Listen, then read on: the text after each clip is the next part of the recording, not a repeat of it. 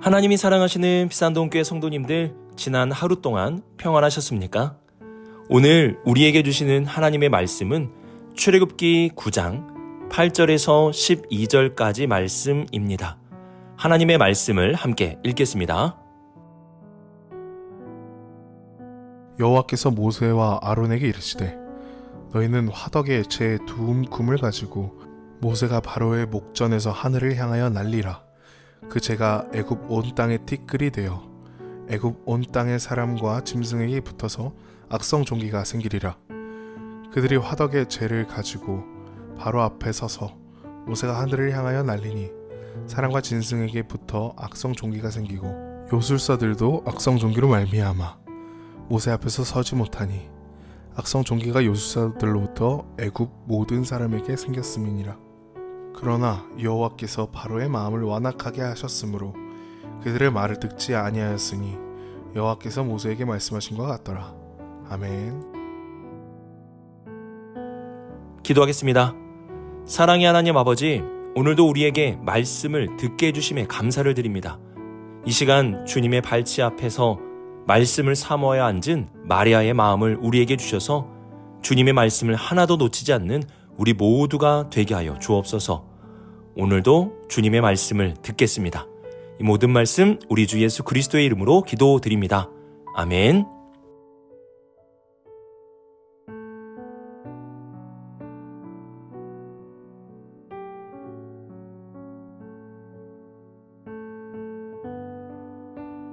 (8절과) (9절을) 보시면 완강함으로 이스라엘 백성들을 보내기를 거절한 바로에게 또 하나의 재앙에 대해서 말씀을 해주십니다.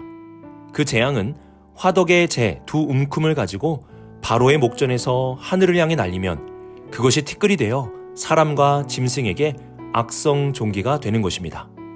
이는 먼지가 악성 종기로 변하는 6번째 재앙입니다. 하나님께서 애굽에 내리신 재앙에 대해서 어떤 학자들은 자연적으로 발생한 재앙이라고도 해석하기도 합니다. 예를 들면 나일강의 물이 오염이 되는 일이 일어나게 되었는데 이로 인하여 나일강에 살던 개구리들이 물 밖으로 나오게 되었고 그곳에서 죽게 되면서 이가 발생하게 되고 또한 개구리들의 시체들로 인하여 파리떼가 생기게 되었다는 것입니다. 이러한 파리떼로 인하여 가축에 돌림병이 생겼고 돌림병은 인간에게도 해를 끼쳐 악성 종기가 되었다는 것입니다. 어떻게 보면 그럴듯하게 들리기도 합니다. 그러나 출애굽기에서 말씀하는 재앙은 자연적인 재앙이 아닙니다.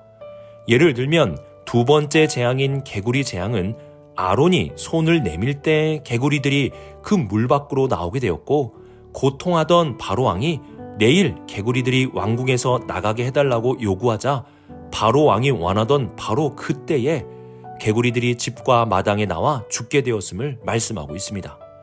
또한 파리떼의 재앙과 가축에게 일어난 돌림병 재앙은 오직 애굽 사람들에게만 내려진 재앙이었습니다. 이스라엘 사람들에게는 내려지지 않은 구별된 재앙이었습니다. 오늘 나타나는 6번째 재앙도 그 시작은 모세와 아론이 바로왕 앞에서 화덕의 재를 뿌리고 나서입니다. 이는 자연적인 결과가 아니라 바로왕의 완악함으로 인하여 하나님이 내리신 재앙을 의미합니다. 우리가 사는 세상에도 여러 가지 재앙들이 일어나게 됩니다.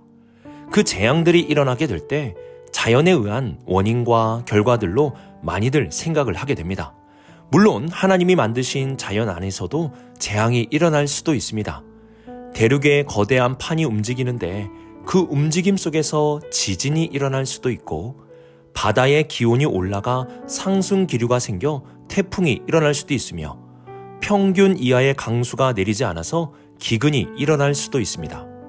하지만 하나님이 만드신 이 세상에서 재앙이 일어날 때 우리가 놓쳐서는 안 될 것이 있습니다.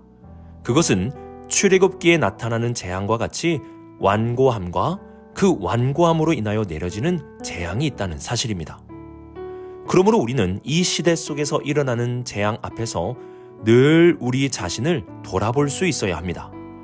바로와 같은 완고함이 있지는 않은지, 우리의 불순종과 우리의 죄가 있음에도 회개하고 있지는 않은지 우리 스스로 돌아볼 수 있어야 합니다. 출애굽기에서 나타나는 이 10가지 재앙은 사람의 완고함으로 인하여 내리시는 하나님의 재앙임을 우리는 잊어서는 안 됩니다.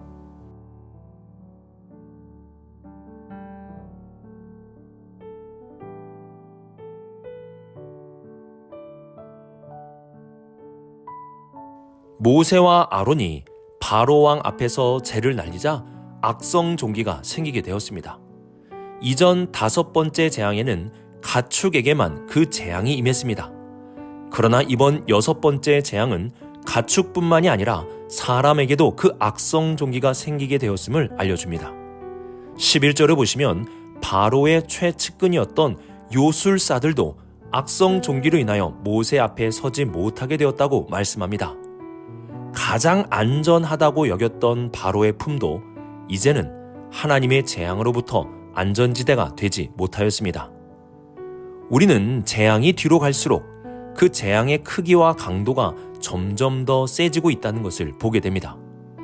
바로 왕 밖에서 일어났던 재앙들은 이제 바로 왕의 목줄까지 타고 들어오게 되었습니다. 재앙의 강도가 세졌다는 것은 그만큼 바로 왕의 완고함이 더욱 강해졌다는 것을 의미합니다.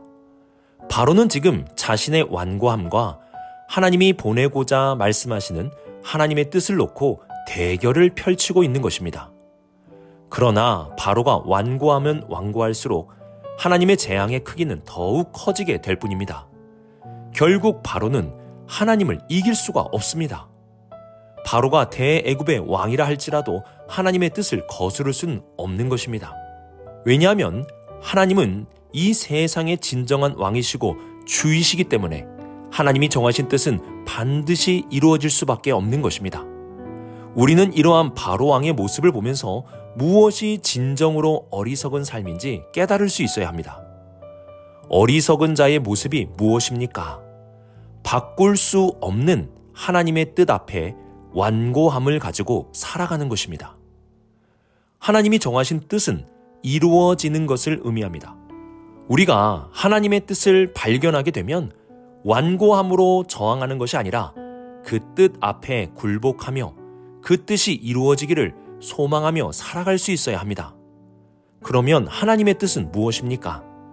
하나님의 뜻에 대해서 우리에게 명확하게 알려주는 유명한 말씀이 있습니다. 데살로니가전서 5장 16절 이하의 말씀. 항상 기뻐하라. 쉬지 말고 기도하라. 범사에 감사하라. 이것이 그리스도 예수 안에서 너희를 향하신 하나님의 뜻이니라. 아멘. 하나님의 뜻은 분명합니다. 하나님은 기뻐하며 살라고 말씀하십니다. 우리가 기뻐할 수 있는 이유는 하나님이 우리와 함께 하시기 때문이고 예수 그리스도를 통해 우리를 구원하시기 때문이며 성령님이 지금도 우리와 동행하고 계시기 때문입니다. 또한 하나님은 감사하고 기도하라고 말씀하십니다. 왜냐하면 하나님이 우리의 기도를 들으시고 우리에게 가장 좋은 것을 주실 것이기 때문입니다. 이렇게 항상 기뻐하고 감사하고 기도하며 살아가는 것, 이것이 바로 하나님의 뜻입니다. 이러한 하나님의 뜻에 순종할 수 있어야 하는 것입니다. 우리는 바로와 같이 어리석은 길을 가서는 안 됩니다. 하나님의 정하신 뜻이 있다면 그 뜻 안에 순종하고 그 뜻이 이루어지이다 외치며 사는 것, 이것이 진정한 지혜로운 사람이 살아가는 길입니다.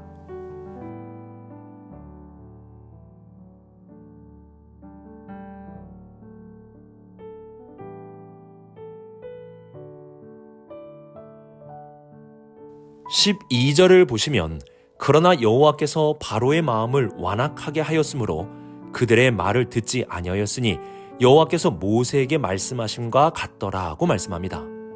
6번째 재앙부터는 바로의 마음이 완악한 것이 아니라 하나님이 바로의 마음을 완악하게 하셨다고 말씀합니다.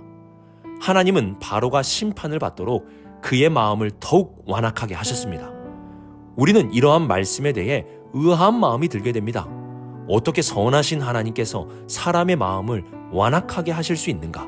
이러한 질문이 생기게 됩니다. 우리는 출애굽기를 그동안 쭉 살펴보면서 5번째 재앙까지는 바로가 자기의 마음을 완악하게 했다는 사실을 알고 있습니다. 바로는 그동안 돌이킬 수 있는 기회를 계속해서 거절하였습니다. 처음에는 바로의 마술사들이 하나님이 내리시는 재앙을 엇비슷하게 따라 했을지는 모르지만 결국 바로의 마술사들도 두 손 두 발 다 들면서 이는 하나님의 권능이다 라고 말하였습니다. 더 나아가 애굽 사람들에게만 재앙이 내리고 이스라엘 사람들에게는 재앙이 내리지 않았다는 사실을 보고받고도 바로 왕은 그의 완고한 마음이 전혀 변하지 않았습니다. 이처럼 하나님은 바로가 돌이킬 수 있는 기회를 많이 주셨습니다. 돌이킬 수 있도록 기회를 주신 것입니다. 이러한 하나님의 기회를 모두 거부한 바로에게 이제는 하나님이 그의 마음을 완고하게 하셔서 심판에 이르게 하시는 것입니다. 하나님이 바로 왕의 마음을 완고하게 하셨다는 말씀은 사람의 마음을 완고하게 하시는 하나님을 알려주는 것이 아니라 바로 왕이 하나님이 주시는 수많은 기회를 거부했다는 사실을 의미하고 그러한 거부의 끝은 심판이라는 사실을 분명하게 보여주는 것입니다. 하나님이 그 마음을 완고하게 하시면 이제 그 누구도 그 심판의 불에서 건져낼 수가 없게 되는 것입니다. 하나님은 오래 참으시는 분이십니다. 우리가 죄를 지었다고 바로 심판하시는 것이 아니라 오래 참으십니다. 베드로는 이러한 하나님의 오래 참으시는 이유에 대해서 이렇게 말씀하였습니다. 또 우리 주의 오래 참으심이 구원이 되는 줄로 여기라. 하나님의 오래 참으심은 우리의 구원을 위한 것입니다. 우리가 구원받은 것은 하나님의 오래 참으심의 결과입니다. 그러나 우리가 또 하나 기억해야 할 것이 있는데요. 그것은 하나님의 오래 참으심의 시간에도 끝이 있다는 것입니다. 계속 기다리시고 계속 인내하시며 계속 참으시는 것이 아니라 그 기다림과 인내와 오래 참음에는 끝이 있다는 것입니다. 하나님의 심판의 날이 바로 그 끝을 의미합니다. 우리는 하나님의 오래 참으심으로 인하여 베풀어 주시는 구원과 함께 그 오래 참으심이 끝이 있다는 심판을 기억해야 합니다. 바로는 하나님 앞에 계속 완악함으로 구원의 기회를 저버렸습니다. 그 결과 6번째 재앙부터 하나님은 바로의 마음을 완악하게 하심으로 그가 심판을 받게 하셨습니다. 신앙생활에는 균형이 참 중요합니다. 하나만 알고 둘을 몰라서는 안 됩니다. 둘 다 알아야 합니다.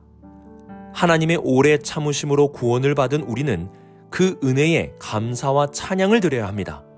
이와 함께 그 오래 참으심이 끝이 있음을 알고 오늘도 깨어서 기도하며 회개와 순종의 길을 걸어갈 수 있어야 합니다.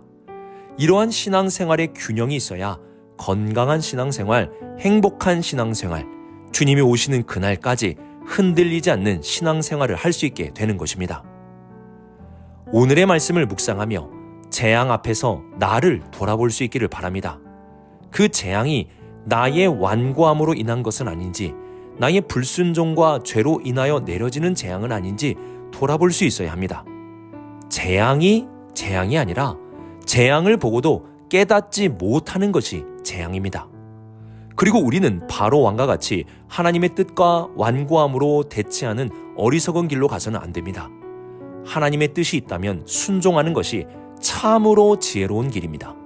마지막으로 오래 참아주시는 은혜로운 구원과 그 끝이 있는 심판을 바라볼 수 있는 신앙생활의 균형 감각을 가질 수 있기를 바랍니다. 오늘 하루도 주님의 말씀을 통해 완고한 바로의 길이 아니라 재앙 앞에 내 자신을 돌아보고 하나님의 뜻 앞에 순종하며 신앙의 균형 감각을 가지고 살아갈 수 있는 우리 모든 성도님들이 되시길 주님의 이름으로 축복합니다. 기도하겠습니다. 사랑의 하나님 아버지, 오늘 우리에게 귀한 말씀 주심에 감사드립니다. 하나님의 말씀 앞에 우리 자신을 늘 돌아보게 하시고 우리의 죄와 문제를 보게 되어 회개와 순종의 길로 나아가게 하여 주옵소서. 어리석은 자가 되지 않게 하시고 지혜로운 신앙인이 되게 하셔서 신앙의 균형 감각을 가지고 흔들리지 않는 건강한 신앙인이 되게 하여 주옵소서. 이 모든 말씀 하나님의 아들 우리 주 예수 그리스도의 이름으로 기도드립니다. 아멘.